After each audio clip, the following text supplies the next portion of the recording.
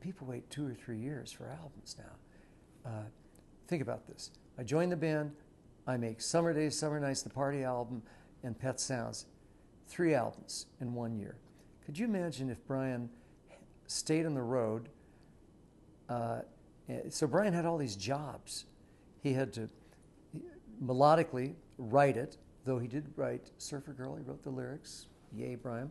But he's not a big lyric guy, but I thought it was a great recording, great lyrics.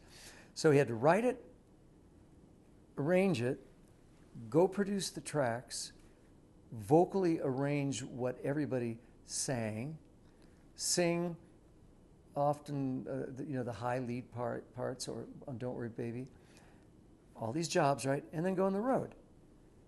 The guy, if he had kept up that pace, he wouldn't be alive today. So somehow he gets Glenn Campbell to fill in for 3 months, and then I come along, and he starts. Now he has, because of me, not because of me in a cool way or a bad way.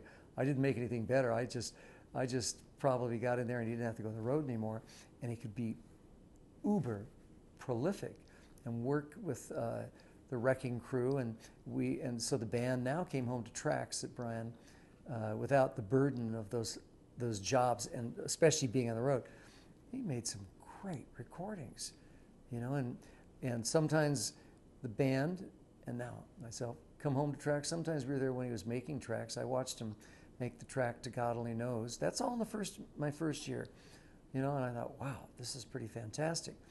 But I must say, the only song that doesn't fit in that I love to Pet Sounds, Al gave him this idea.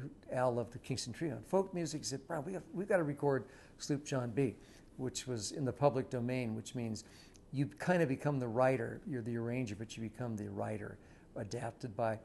So a couple days later, during Summer Days, Summer Nights sessions, he comes in with a complete track. And I don't know why it never got into Summer Days, Summer Nights. It somehow went in the Pet Sounds, doesn't fit, but we're used to it. I joined the band, and I was now the bass player. I didn't know how to play bass, but I thought, okay, I'll give it a try.